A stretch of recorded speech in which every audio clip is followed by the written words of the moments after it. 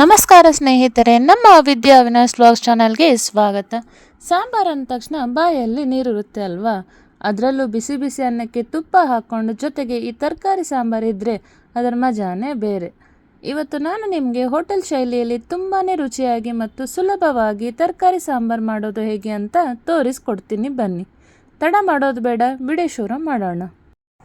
ಮೊದಲಿಗೆ ಒಂದು ಪಾತ್ರೆಯಲ್ಲಿ ಎಣ್ಣೆನ ಹಾಕೋತಾ ಇದ್ದೀನಿ. ಎಣ್ಣೆ ಕಾದಾದಮೇಲೆ ಇದಕ್ಕೆ ಜೀರಿಗೆ ಮತ್ತು ಸಾಸಿವೆನ ಹಾಕೋಬೇಕು. ಜೀರಿಗೆ ಮತ್ತು ಸಾಸಿವೆ ಚಟಪಟ ಅನ್ನಕ್ಕೆ ಸ್ಟಾರ್ಟ್ ಆದಮೇಲೆ ಇದಕ್ಕೆ ನಾವು ಬೆಳ್ಳುಳ್ಳಿನ ಸುಲಿದ್ಬಿಟ್ಟು ಹಾಕೋಬೇಕು. ಬೆಳ್ಳುಳ್ಳಿ ಸ್ವಲ್ಪ ಚೂರು ಕೆಂಪಾದರೆ ಸಾಕು. ಇದಕ್ಕೆ ನಾವು ಹೆಚ್ಚಿದ ಹಸಿಮೆಣಸಿನ್ಕಾಯಿನ ಹಾಕೋತಾ ಇದ್ದೀನಿ. ನಂತರ ಈರುಳ್ಳಿ ಉದ್ದಗೆ ತೆಳ್ಳಗೆ ಹೆಚ್ಚಿರೋದನ್ನು ಹಾಕ್ಕೊಂಡು ಸ್ವಲ್ಪ ಕೆಂಪಾಗೋವರೆಗೂ ಬೇಯಿಸ್ಕೊಂಡ್ರೆ ಸಾಕು. ಸ್ವಲ್ಪ ಕೆಂಪಾದರೆ ಟೇಸ್ಟಿನೂ ಚೆನ್ನಾಗಿರುತ್ತೆ. ಇದಾದ ನಂತರ ಇದಕ್ಕೆ ನಾವು ಟೊಮೆಟೊನ ಹಾಕೋತಾ ಇದ್ದೀನಿ. ಟೊಮೆಟೊ ಮೀಡಿಯಮ್ ಸೈಜಲ್ಲಿ ಕಟ್ ಮಾಡ್ಕೊಂಡಿದ್ದೀನಿ. ಈ ಥರ ಟೊಮೆಟೊ ನಿಮಗೆ ರುಚಿಗೆ ತಕ್ಕಷ್ಟು ಹುಳಿ ನೋಡಿಕೊಂಡು, ಟೊಮೆಟೊ ಮತ್ತು ಯಾಕೆಂದರೆ ಹುಣಸೆ ರಸನೂ ಬೇರೆ ಹಾಕೋತಿರ್ತೀವಲ್ಲ, ಸೊ ಟೊಮೆಟೊ ನೋಡ್ಕೊಂಡು ಸ್ವಲ್ಪ ಸಾಫ್ಟ್ ಆಗೋವರೆಗೂ ಬೇಯಿಸ್ಕೋಬೇಕು. ಇವಾಗ ಈ ಸಾಂಬಾರಿಗೆ ನಾವೆಲ್ಲ ತರಕಾರಿನ ಮೊದಲೇ ತೊಳೆದು ನೀಟಾಗಿ ಹೆಚ್ಚಿಟ್ಕೊಂಡಿದ್ದೀವಿ. ಸೊ ಇದಕ್ಕೆ ಇದೇ ಸ್ಪೆಸಿಫಿಕ್ ತರಕಾರಿ ಅಂತ ಏನಿರೋಂಗಿಲ್ಲ. ನಿಮಗೆ ಯಾವುದೆಲ್ಲ ತರಕಾರಿ ಇರುತ್ತೆ ಎಲ್ಲ ತರಕಾರಿನೂ ಯೂಸ್ ಮಾಡ್ಕೋಬೋದು. ಇಲ್ಲಿ ನಾನು ಕ್ಯಾರೆಟು, ಬೀನ್ಸು, ಆಲೂಗಡ್ಡೆ, ಸೌತೆಕಾಯಿ ಈ ಥರ ಎಲ್ಲನೂ ಹಾಕ್ಕೊಂಡಿದ್ದೀನಿ. ಯಾವುದೇ ಜಾಸ್ತಿ ಈವನ್ ಗೋಬಿ ಇರಲಿ, ಫ್ಲವರ್ ಇರಲಿ, ಏನೇ ಇದ್ರೂ ನಾವು ತರಕಾರಿ ಎಷ್ಟು ಜಾಸ್ತಿ ಹಾಕ್ತೀವೋ ಅಷ್ಟೇ ಚೆನ್ನಾಗಿರುತ್ತೆ. ಇದಕ್ಕೆ ಮತ್ತು ಸ್ವಲ್ಪ ರುಚಿಗೆ ಉಪ್ಪು ಹಾಕೋತಾ ಇದ್ದೀನಿ. ಉಪ್ಪು ಹಾಕಿದರೆ ಸ್ವಲ್ಪ ಬೇಗ ತರಕಾರಿ ಎಲ್ಲ ಬೆಂದೋಗುತ್ತೆ.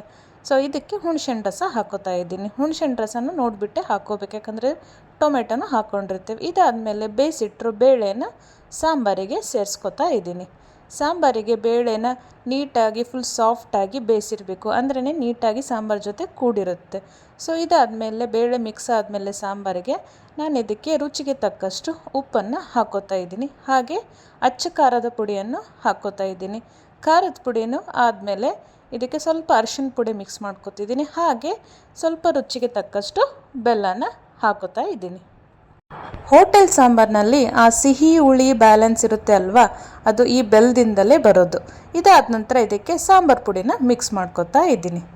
ಈಗ ಎಲ್ಲವನ್ನು ಚೆನ್ನಾಗಿ ಮಿಕ್ಸ್ ಮಾಡಿ ಸಾಂಬಾರು ಚೆನ್ನಾಗಿ ಕುದಿಯಲು ಬಿಡಬೇಕು. ಸಾಂಬಾರು ಎಷ್ಟು ಚೆನ್ನಾಗಿ ಕುದಿಯುತ್ತೋ ಅಷ್ಟೇ ರುಚಿನೂ ಜಾಸ್ತಿ ಆಗುತ್ತೆ. ಕೊನೆಯದಾಗಿ ಸಣ್ಣಗೆ ಹೆಚ್ಚಿದ ಕೊತ್ತಂಬರಿ ಸೊಪ್ಪನ್ನು ಉದುರಿಸಿದರೆ ಬಿಸಿ ಬಿಸಿ ತರಕಾರಿ ಸಾಂಬಾರು ರೆಡಿ. ಇದನ್ನು ಅನ್ನದ ಜೊತೆ ಅಥವಾ ಇಡ್ಲಿ ದೋಸೆ ಜೊತೆಗೂ ಸವಿಯಬಹುದು. ನೀವು ಕೂಡ ಮನೆಯಲ್ಲಿ ಟ್ರೈ ಮಾಡಿ ನೋಡಿ, ಹೇಗಿತ್ತು ಅಂತ ಕಮೆಂಟ್ನಲ್ಲಿ ತಿಳಿಸಿ. ವಿಡಿಯೋ ಇಷ್ಟವಾಗಿದ್ದರೆ ಲೈಕ್ ಮಾಡಿ, ಶೇರ್ ಮಾಡಿ ಮತ್ತು ನಮ್ಮ ಚಾನಲ್ಗೆ ಸಬ್ಸ್ಕ್ರೈಬ್ ಆಗೋದನ್ನು ಮಾತ್ರ ಮರಿಬೇಡಿ. ಧನ್ಯವಾದಗಳು.